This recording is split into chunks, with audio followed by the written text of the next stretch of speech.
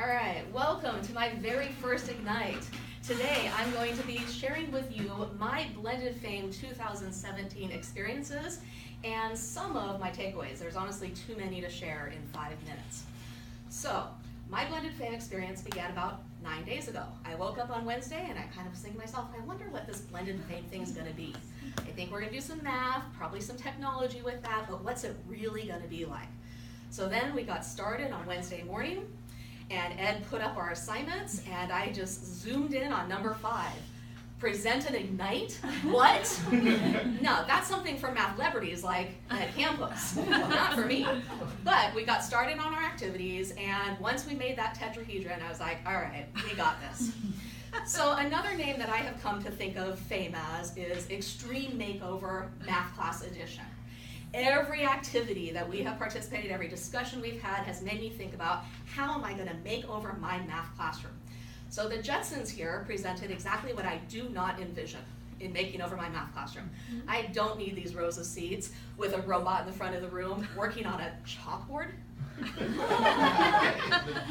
So this is more like it. We've got groups of students gathered around their vertical whiteboards, working together, collaborating.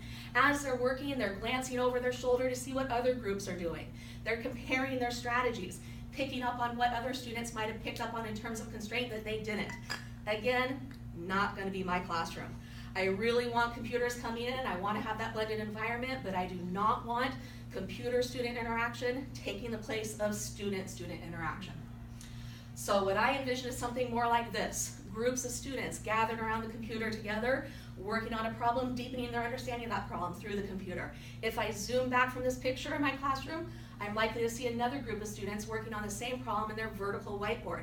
Yet another group is working with manipulatives to solve that same problem. In redesigning my classroom, I want to make sure I do not limit myself to the 4 walls. I've got to make sure that we get outside.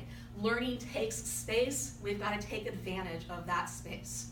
All of these classroom redesign activities are also designed to make sure that we keep both the students and myself moving.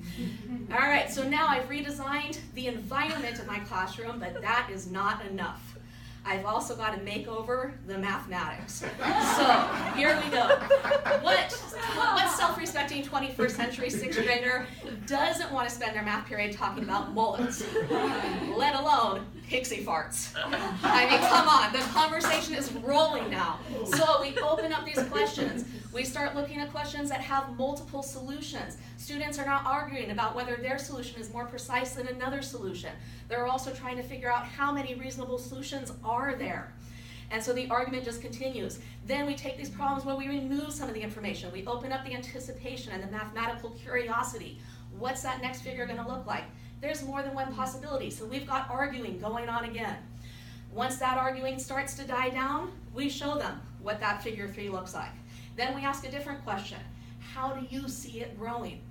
There's, again, more than one way to see it growing, so we're continuing with our Math Practice 3. We're creating convincing arguments and critiquing the reasoning of others. We need academic vocabulary to do this.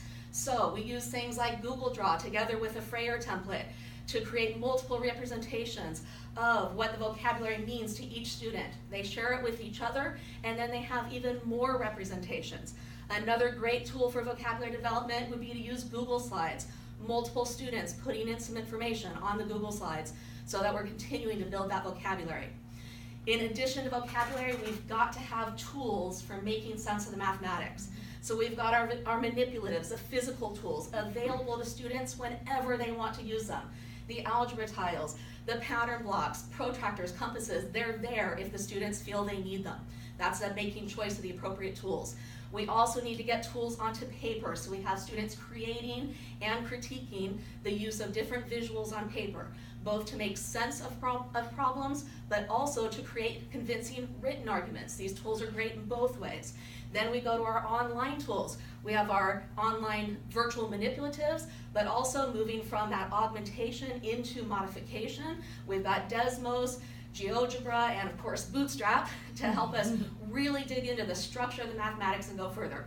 We bring all these components together, the environmental makeover, the mathematical makeover, and the tools, and we'll have classrooms that are truly fame-worthy. Thank you.